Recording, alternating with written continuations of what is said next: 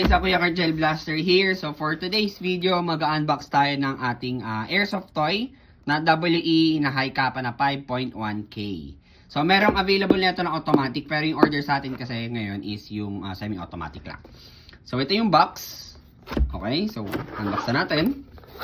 Siyempre, pag WE, merong owner's manual yan lagi. WE.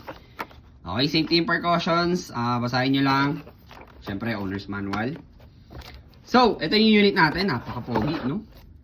Ito yung magazine niya, full metal. High kappa yung magazine niya. Okay? Basta ang unit nyo is high kappa unit. Kahit anong high kappa na magazine, pwede po. Fit po yan. Kahit sa anong unit pa ng, pangalan ng unit na yan. Basta high kappa yung magazine niya, pwede. Okay? So, 27 rounds yung kasya dito. Double stack. Full metal unit. Dito sa puwetan, nandito yung kanyang, mag-focus, yung kanyang mag plate, tsaka inlet valve. Kargahan. Okay? So, pag magkakarga kayo, again, 8 seconds lang po. Pwede nyo naman sobrahan, wag naman yung masyadong 20 seconds. Pang rifle na po yun, no? So, again, check natin yung unit. Ito, order to sa atin. So, review lang din natin para makita ni brother. Ito yung ating pinakamaganda at affordable na unit na WE na high kappa na 5.1K.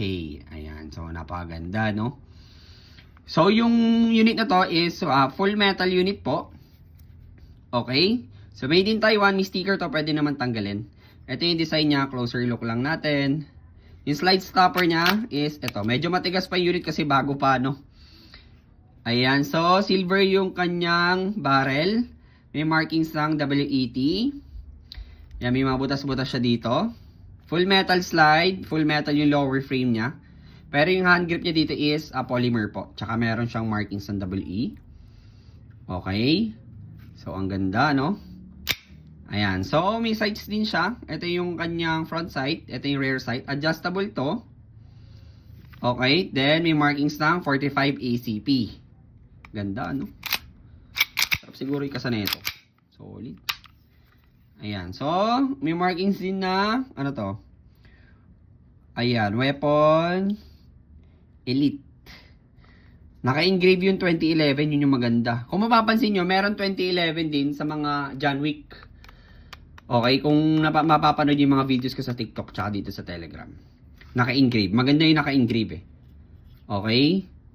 So, ito yung safety. Ito, mapipindot nyo lang tong safety kapag nakababa yung hammer. Ayan. So, yung safety purpose niya, hindi mo makakasa. Hindi mo rin mapuputok. Okay? So, pag binawa mo yung safety, mapuputok mo yan. Okay? So, ito yung under railing niya for accessories attachment. Ayan. Ito yung trigger. Ayan. Ito yung likod. Ayan. Pakita ko lang sa inyo. Yan. Again, guys, merong available na ito sa ating Google Drive. Make sure naka-follow kayo sa ating Facebook page at saka sa TikTok profile. So, sa mga naka-join naman dito sa Telegram, sobrang swerte nyo kasi mapapanood yung lahat ng mga videos ko dito.